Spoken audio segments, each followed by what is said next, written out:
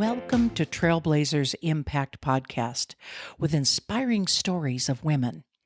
I'm Nan McKay, and Dee Dee Strum, my co-host, and I interview ordinary women who have lived extraordinary lives. The women we interview share their inspirational secrets and provide hope and guidance to women of all ages in similar circumstances.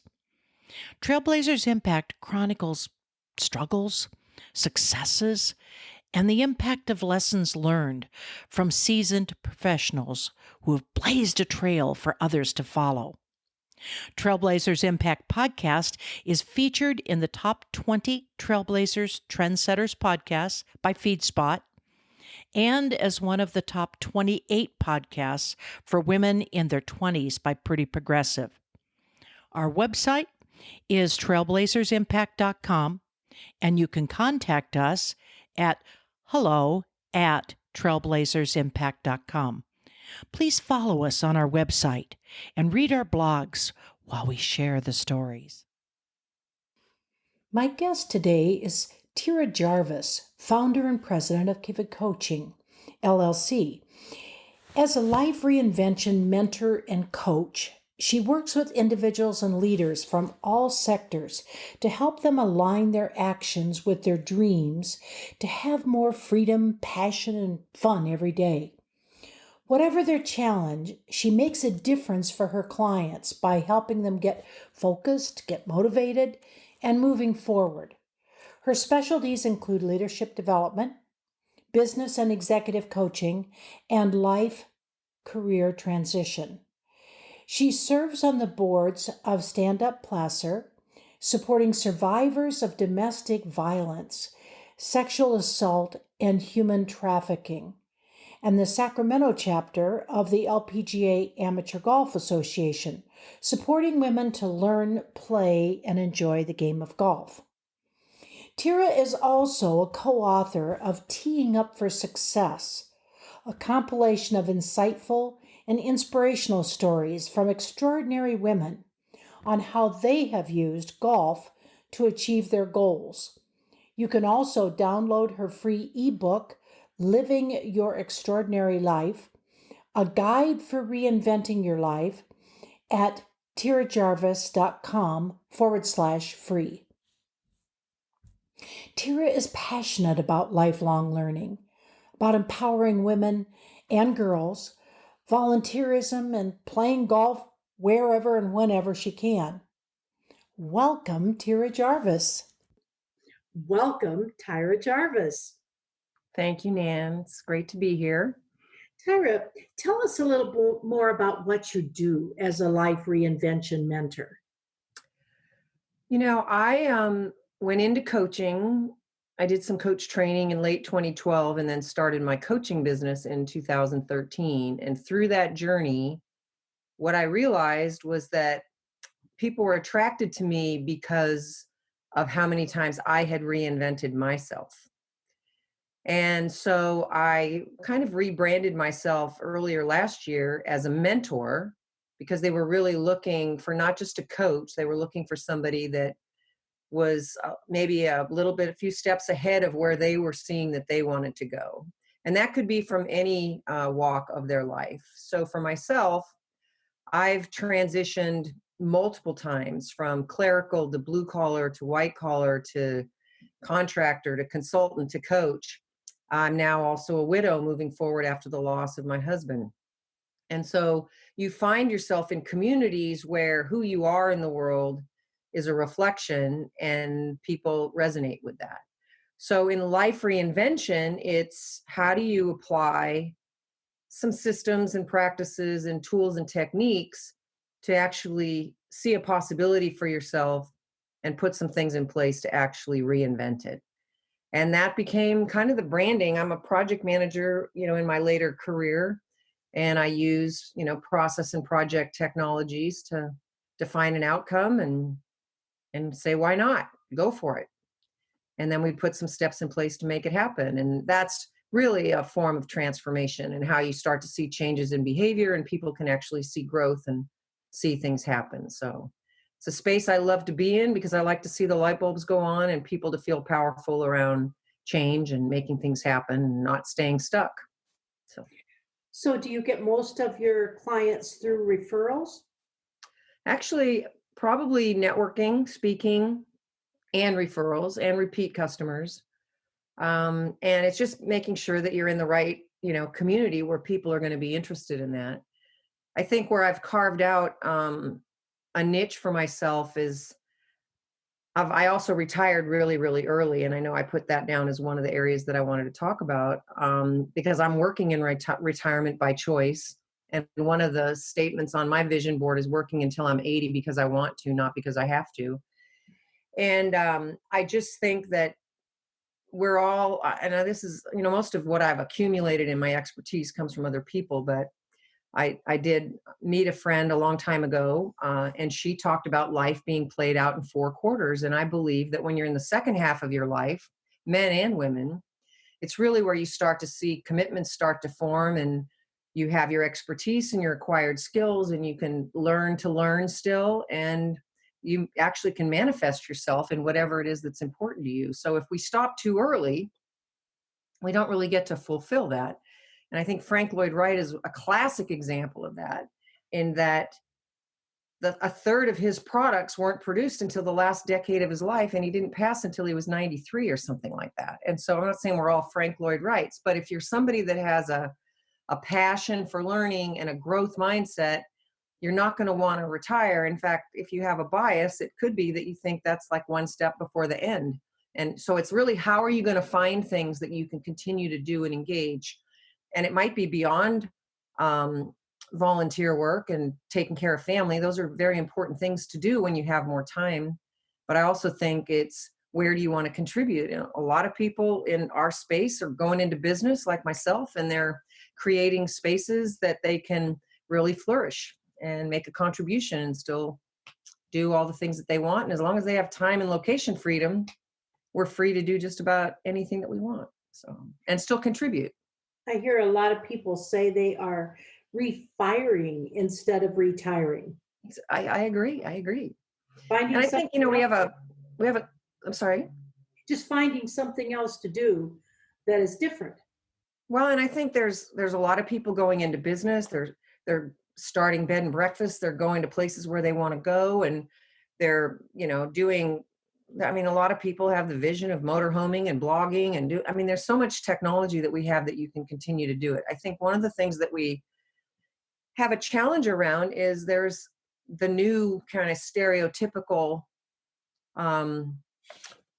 limiting beliefs that we have are around aged and getting older and senior citizens. And there's you have to deal with the fact that the baby boomers are going to be a pretty big mass that move through there. And we have quite an acquired amount of expertise. And to just discount that and send it to the side doesn't really allow us to leverage all that expertise and that brain trust. And it isn't fair for some people that actually still want to work and maybe still contribute. And it's not just about hanging on because they don't want to. They just really feel they want to contribute. And some industries are more hospitable than others. And some people have such a need for that when that goes away, they're not able to really function. And so part of what I would do would be try to find, because that is a loss if you're forced into a retirement or forced to leave a job, whether it's even, maybe you're not even retirement ready at a certain stage in life, you can allow yourself to really be constrained by some of the limiting beliefs of society around what that might be.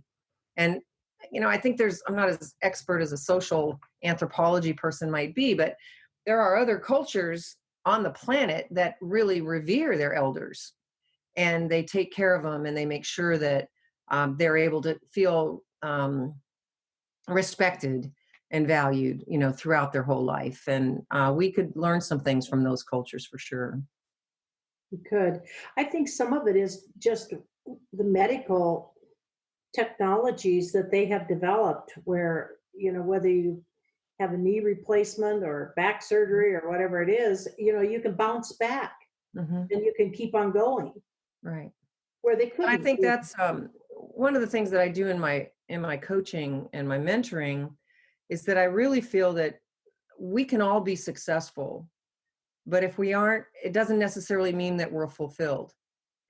And what I've learned for myself is that when it comes from the inside and it's your own instincts, or it's your heart space or your soul or your spirit that's driving that, rather than your ego, which is comparing yourself to somebody from the outside, you'll have more fulfillment. And so the chase, just for the chase's purpose, is not, you're going to get to the end and still feel somewhat empty and almost exhausted just from the chase. So being in touch with what it is that we really are, you've heard a lot about passion and purpose and those kinds of things, is trying to find alignment there. And the saying is true: if you're doing what you love to do, you've never worked a day in your life. And so there's really no age limit on any of that. And I also think that not all of us are blessed with health. And so when I look at whoever I'm working with, it could be an executive, it could be someone younger that's just starting their career, I really encourage a whole life view. And I define 6 domains. It's going to be health, it's work, whether that's paid or unpaid. Your wealth quadrant, of course, is really important. Relationships, lifestyle, and play. If you don't have something going on in all of those, you're going to run the risk of being out of balance in some way, shape, or form. But health is the one domain that will drive you straight to ground, whether it's your health or the health of a loved one. And, one of the biggest challenges that I had was I was still, I'd retired. I'd worked for probably 7 or 8 years post-retirement, as a W-2 employee for another company, got the position I wanted and was making contribution, but it just really wasn't hitting it for me. And I wanted to figure out, what am I supposed to be when I grow up? It's time, at the time I was probably in my late 40s, early 50s. What am I supposed to be doing? It doesn't make any sense. This can't be it. This can't be all there is. And I decided to make an exit strategy and get ready to go. And then 2 weeks before I left, I learned that my husband had a reoccurrence of cancer. Oh, no. And so the very first step out was, my very first day off work was in oncology with him. And I took care of him for 1.5 years, and it became the project for my life. And it was challenging, and it tested everything that I knew. And we lost him in 2008. And this path that I'm on right now is what's really meant for me, because that was an important role that I played, and it was to help him transition, but that wasn't the end for me. So you're a couple walking along a journey at the same time, but then at some point you spin off. And then now it was still the question, what am I supposed to be when I grow up? And what is that going to look like for me? Because clearly that was just a transitory step, even though that relationship was really important and I did all that I could. Now you have to deal with all the mindset and all the part about moving forward in kind of all different areas of your life. So when you don't have your health, and I believe, and so when I work with people, I'm almost, come on, let's go. Let's go. Because I really do feel that we all could be one phone call away from not really caring very much about some stuff. It's just not going to matter. And it's great that we have medical technology that can keep our mobility. And, there's still some that we don't really have a lot of choice about. But staying healthy, and, that's the only thing that can really take you out. And being able to think. Yeah. Yeah. That's critical. Yeah. Well, and there's things that you can do for brain health, and making sure that you work on that, and, support those causes that are doing research in those areas, to make sure that you do have a full and vibrant life, for sure. Let's go back to the beginning. And, I tend to think that our early life has an impact on who we end up to be and who we are today. What was it for you? I thought about that when I was considering what questions we might want to, bring to the forefront. And I was born in Massachusetts, and, not middle class, probably in the maybe lower to middle class. I don't know. My dad didn't really have a lot of opportunities. He was kind of forced out of school in 8th grade. He didn't really finish high school. He didn't really have a lot of opportunity. Later in life, he kind of turned himself around. He got a union job as a warehouseman, and he was able to retire with a short stint.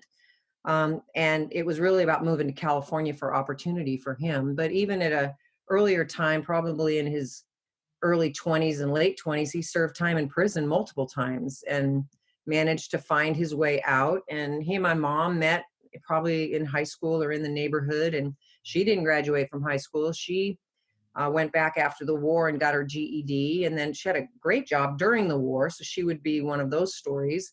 Worked in a shoe factory in Massachusetts, and was a foreman, ran a forklift and all that kind of stuff. And then after the war, the only job she could get was a telephone operator. But at the time, for women, telephone company jobs were really key.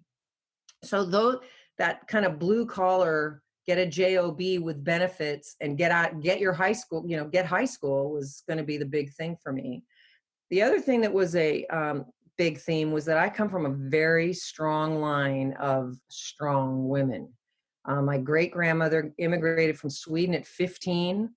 My grandmother on my dad's side raised 9 kids. 4 of them were not her own. 3 of them were not her own.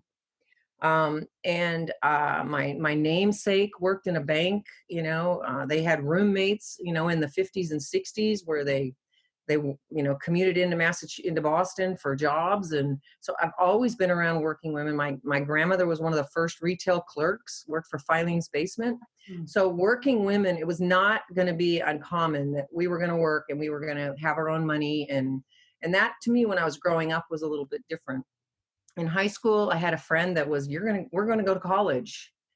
It wasn't, that wasn't in my game plan, but I was college prep. I was accepted into college right out of high school, but my parents were going, when are you going to get a job and, go to work? So I went to work at 17, and I went to work for obviously a big company, Pacific Telephone. And they became my parents for a while because I earned both a bachelor's and an MBA while I was working for them. I went through an obtained degree while employed program and got promoted. That's where I made a big portion of my, skill development and transition. And I learned that you persist, if you try something and it doesn't work, you try again.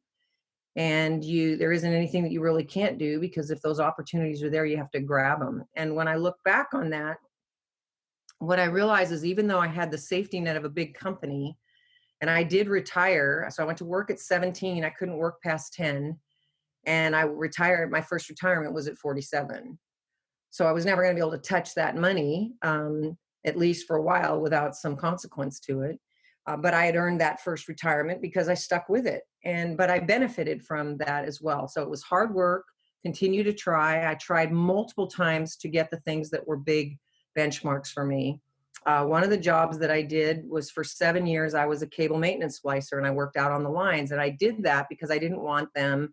No one was going to be able to tell me I didn't have field experience and bypass me for promotion. That was that caveat. And the other was that I would never make less. That was the most money that I could make as a non-management person. And nobody was going to be able to take that away from me either. But what I took away from that job was the real power of knowing that there wasn't anything that I couldn't do. And that's a strong power. Yeah. So, great, circumstances that might have seemed, because I have a girlfriend that said, Tyra, it wasn't a question for me whether I was going to college. It was, what college am I going to go to? For me, it was, am I going to go to college? And so when I did graduate, I worked full time. I got my bachelor's, probably took me 7 years working, going at night. And I was the first member on both sides of my family to graduate from college. So. Well, that was a huge milestone for you. Mm-hmm. Because, something that other people hadn't done in your family, and, kind of a barrier out there, a big thing to climb. Well, I think what I noticed, and I put words to it now because I understand it. I was not the typical, I didn't have, when you talk about community and surrounding yourself with like-minded people, whether it's today a community of coaches and a mastermind group, or, I didn't have anybody close to me that could relate. Nobody I was working with was going to school. Not very many people were going to school and working. They were all working and making money and raising families and doing what they were going to do. And my family didn't know, sure, but it was always, what is she doing that for? And why is she doing, I've always felt like I was this anomaly. And I heard an interview, I think Darren Hardy did an interview with Jack Welch, and he talked about that not everybody is an entrepreneur, because not everybody's, Elon Musk or, the Amazon guy or Jobs or Gates. They're not like Facebook. They're not reinventing and creating new things. but everybody can be entrepreneurial. And I was an entrepreneur in an organization, and I was being when I look back on it, I was demonstrating entrepreneurial skills off and on throughout that entire time that I was there. And anybody can do that. It's really seizing opportunities, not, saying yes to things, surrounding yourself, networking, all of those entrepreneurial skills. We can all benefit from those, whatever environment that we're in. And I didn't recognize it at the time, but now looking back on it, that was a definitive differentiator for me and some of the people that I probably was working with. Who do you think impacted most who you are today? What, outside of your family? I obviously we grew up at a different time. We can't really say what that's going to like. At the time that I went to work for the telephone company, you either typed or you were a telephone operator as a woman. It was before the class action lawsuit with AT&T. So it was 68. That didn't happen until 72. If you got a job as a telephone operator, you stayed a telephone operator until you left. That was what was happening. But when that started to shift, I had a second line manager that came in, and I wanted to be promoted. I mean, I got there right away and I go, wait a minute, this is what I wanted. And this is all there is. This is going to be it for the rest of my life. Are you kidding me? And she stood up and she said, look, if you guys want to get promoted, you're going to have to do some things different, because we're not just promoting people from within anymore. That's not going to happen. It's shifting. We're changing. You're going to have to invest in yourself and go to college, and you're going to have to be willing to relocate. So when she said that, I set the path right then that I would have an MBA by the time I was 35. It took me a little bit longer, and that I would ultimately be working in San Francisco. And that was exactly what happened.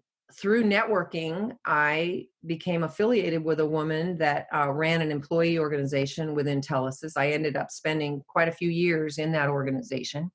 But what was coincident, and you never know where those network connections are going to come from, she was in the management recruiting team. So I'm in Sacramento. I fill out an application for this Obtained Degree While Employed program to be considered for management openings that they're hiring college graduates for. And I'm not hearing anything. And she's in a staff meeting, and she happens to say, well, where's Tyra's application? And I can just visualize it. They're in a conference room with a big round table, and this guy goes, well, I've got it right here, but I don't have any openings. And that was because they saw me as a supervisor of outside plant technicians. That's what they saw me for, right? So then the Yellow Pages guy, a completely different company, he goes, well, my guy wants people with work experience that don't want to just leave. So my resume and my application went straight across the table, and I got that opportunity as a result of that. Wow. That is something. Well, it's about making connections and being with people. And being ready to take the opportunity that comes. Right. Ready to jump on it. Right. I think on a personal front, my second husband, we had known each other for 25 years. He widowed, and then we started dating, and I didn't think he was my guy. I just said, look, I'm going to marry somebody younger. I'm still going to have children. You've already had your family. You need to go. And ironically, I said, I'm not the transitional woman here. You need to go, and I'm a great friend, but you need to go meet somebody. But I made a choice at that time, which was a tough one, to forgo having my own children to be in a relationship with him. And I didn't know that he was going to not live a very much longer life after that time. But he had two, teenage daughters at the time that had lost their mother to cancer, and they still needed nurturing. And I didn't have my own children, and I bet on that relationship. And he was one of my closest, dearest friends thus far in my life. And then when he left, now I have two grown daughters. I've made that creation of a family with the three of us really important to me. And I now have 3 grandbabies that I would have never had, and they know no different. And the sun rises in my eyes as far as they're concerned. And they, it's just you just don't know. And so I probably would have stayed in the city, and who knows what would have happened, but my trajectory changed. And now it's putting that back together. And, what was that? It wasn't an interruption. It was just a different path for a short period of time. And it created some things. So Well, I think we come to those forks in the road where it's a decision that you make and it goes one way or the other. And sometimes when you get older, you look back and you think, what if I took the other fork at the time? But it really doesn't matter because what is today, you know? But I know when I was thinking about the answer to that, I go, well, I have to put Jim in that category because a couple things happened in that. One, I hadn't had much success in relationships prior to that point. This is a personal side. But with him, I learned what was possible in a relationship. So there may be another relationship for me down the road, but at least now I know what to expect because I know what was really possible and that I wouldn't ever compromise that now. And now I have other people that are impacted by that. My two grown stepdaughters and their husbands and my grandbabies and, my sisters and brothers obviously are real important to me as well. But, and then when I think about the coaches, to be honest with you, I've used coaches throughout my whole life. So I had a coach that I worked with when I got ready to retire. I got a coach that the same coach helped me when I was getting ready to leave that job before Jim got sick. And then I've worked with a couple of other coaches since then. And I actually have a spiritual guide that really I find great peace in taking that advice. So they all help me figure out what's going on. And of course, I trust my own instincts for sure. What do you think is the biggest struggle that you've had to overcome? I think it's my own limiting beliefs. And despite evidence, I will second guess myself and come from a place of there's something wrong with me and I need, one more thing or that. And then there was a time that I allowed my grieving process to keep me stuck, almost in a convenient sort of way. But I was really running a number on myself, like I had failed because I wasn't successful curing him or helping him. It was just this minutia that you do in your head, and it's all about keeping you safe and keeping you from doing what you're supposed to be doing. But I really did believe that. I've talked to other widows as well that were caregivers and felt that their best wasn't good enough in that situation. And in some cases, somebody that's not thinking in your shoes is not going to see that, but you run a number on yourself for sure. And so that was a very physically, emotionally, and spiritually draining process that I gave myself over 100% of my energy to that for my family and for my husband. And it didn't go the way I thought it was going to go. And when I finally realized that the game, if you will, wasn't to cure him, the game was to help him be comfortable enough to complete his physical life and to be able to move on, knowing that his kids were going to be taken care of. That's How what do it you was. how do you pick yourself up after, dedicating yourself for that year and a half? And then isn't it, it's just such a 180 when then he's gone and the house is empty and it's like, where am I? Wouldn't, it seems like I would feel that way. It was, I was single for a really long time. I was married really, really young. And when we finally got together, I'd probably been single for 20 something years. And so I'd lived by myself. I was surprised how quickly that didn't feel like a big gap for me. For some, that would be would be crazy. And then I'm somebody that's always engaged and always active. And the one thing about losing someone after an illness is that you are really, whether you recognize it or not, you're grieving all the way through it. So it's not like a sudden car accident or, sudden, where you don't have any time to adjust to it. On some level, depending on how close you are to the circumstances, which I was very intimately close to them. And even though I was in denial, there was a part of me that you live in the space of, planning for the worst and hoping for the best for so long that you're ready for it to a certain extent.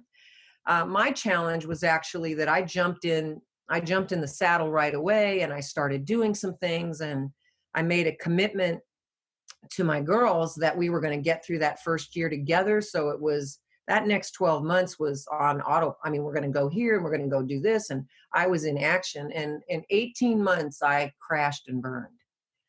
And I literally went for a walk and I didn't think I was going to get home because I was sobbing beyond the point of being able to I couldn't control it. It was just my body had just crumbled. And I had to just deal with it. I started to be judgmental. Why am I not over this now? It's 18 months already, and what I've learned because I work and talk with a lot of other widows, because the reality of who we are right now is we're all going to be, we come in alone, we leave alone. We're not, and you end up, I'm not saying widow whisper. I'm just saying that I have an eye for people in my life that I care about, that are starting this process with me. And I'm not saying there's people that aren't ahead of me, but I have a lot of friends that I lose count on fingers how many of my friends are losing loved ones. And we watch for it. And when one of the ladies that actually lost her husband a year ago this year, she was talking about, grief counseling is great, but it has a gap because it tells you you're going to kind of get through it when, in time, but there's no, how do you live your life while you're going through it? There's no real process for that. And then you have what I do, which is reinventing your life. But I have to acknowledge better that there's an emotional minefield that you're navigating as you're trying to put the pieces back together, or, develop a new puzzle for yourself, if you will. And it's just, everybody's going to be different. Some people are stronger than others. And I think part of, like your original questions, where I came from is what prepared me for that. It's just the way it is. I'm strong. And I have to be really in touch with my feelings and allow myself to feel them and acknowledge them when they happen, and not hide it, not put it off. What do you think happened at that 18 months where, boom, you felt like crashing at that point? I was, I've done a lot of, I'm a lifelong learner. I've done a lot of workshops, and I was doing a workshop at that time with Landmark Education, and it was their self-expression and leadership program. So there was a lot of things coming up in the surface as a result of doing that work. And part of it was being authentic with your family. And so in the background, before I went on this walk, was the fact that I was making sure that my family knew if I looked up okay on the outside, that I was okay on the inside, and that I'm the oldest of four. I can't let anybody know that I'm having a hard time. And he called me out on it. He said, you're going to have to be open. You have to let people in. And so a couple of things happened that were really profound that I didn't realize. And I talked to both my sisters, and my youngest sister, who I'm the closest with, she acknowledged, she said, Tyra, I knew you weren't okay, but I need you to be okay. My life makes sense when you're okay. So there was an honesty in that communication that allowed us to move past it, but she was at least acknowledging, and when you're the oldest and that's your baby sister, that birth order stuff doesn't really ever change. And then with my oldest stepdaughter, I called her and I said, I have something that I want to talk to you about, and I'm not even thinking where she's at, right? And now she's just lost both of her parents, right? So I got a little sensitivity to that. And the first thing she said is, oh God, please don't tell me that you're sick. I can't take one more. Mm-hmm, mm-hmm, Yeah, mm-hmm. yeah. And so I just think I learned that when you can be open and honest and real and be authentic, people are allowed to step into that space with you. But if you go about with kind of an insular, like a cocoon around you, and you don't, show that vulnerability, they can't help you, even if they wanted to. So, Would you say that's one of the life lessons that you've learned? yeah, I think there's obviously, some veil of, I don't want anybody to really see who I am, and I don't want anybody to know my warts and all that kind of stuff. But I do find that I started doing workshops this year on the theme of living your extraordinary life, and I walk people through the process. And I can't help but tell these stories, just like I'm sharing with you. And the feedback that I always get is that by me being open and vulnerable, it allows them to actually experience a more rewarding experience of the work. And I'm acknowledged by it all the time. So whatever fear I have about being open and honest, it's starting to, melt away, so to speak. But um, it isn't for everybody, that's for sure. And what I learned is it's not for the faint at heart, but that's not who I've been anyway. My whole life, I haven't been that person. Well, and as you get older, somehow it's just easier, at least I find it easier to be more open and vulnerable. You don't have quite as many constraints around you constantly Mhm. as you do. When you get older, people don't have the same expectations of you, Yeah, I think. yeah, Or I would maybe they agree. shouldn't if they do. Yeah, I would agree. What would you say you've been most proud of that you've done? I